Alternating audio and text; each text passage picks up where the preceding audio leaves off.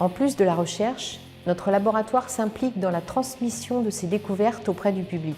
Les membres de Palévoprime utilisent différents moyens de transmission, interventions en milieu scolaire, expositions, conférences, web. Quelles sont les raisons de cet engagement auprès des publics ?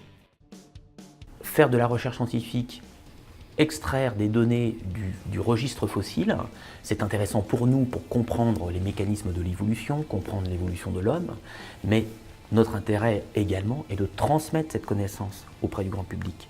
Alors nous intervenons auprès du grand public à différents niveaux en fait. Lorsque nous faisons un article scientifique, en parallèle, nous faisons des communiqués de presse pour les journaux, les médias, afin de transmettre ces découvertes auprès du grand public. Nous intervenons aussi sous forme de conférences, de débats, au sein d'organismes comme à Poitiers par exemple l'Espace Mendès France, mais ça peut être des médiathèques, ça peut être les portes ouvertes de l'université. Enfin, nous pouvons intervenir sous forme dans des reportages, sur des chaînes YouTube de temps en temps également. La Fête de la Science avec des expositions un peu plus interactives où le public interagit avec nous. Transmettre nos connaissances, c'est essentiel. Tout simplement, ça sert aussi à transmettre les découvertes scientifiques qui nous permettent aussi de lutter contre certaines théories comme le créationnisme, mais également contre le racisme. Tous les chercheurs ne sont pas forcément des bons communicants, ça c'est vrai, mais ils s'attachent tous à vouloir transmettre ces résultats auprès du grand public. Alors certains vont le faire de manière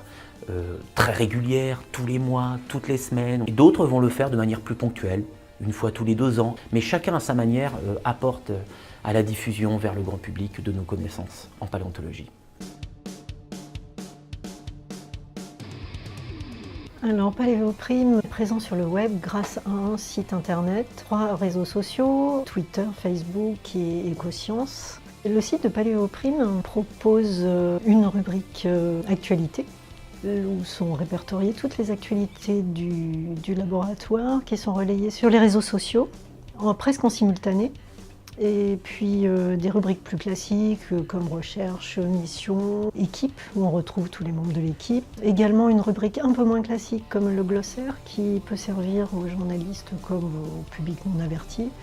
Et puis une rubrique médias où sont répertoriées toutes les interventions que fait Palévoprime aussi bien dans les radios, dans des ouvrages scientifiques ou dans des vidéos YouTube. Le laboratoire doit être présent sur le web pour faire un lien et utiliser une des voies de communication pour relier le monde de la recherche et le grand public.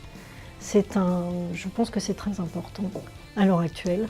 Le grand public non averti a une seule porte d'entrée, c'est le web. On doit pouvoir communiquer, échanger sur Internet.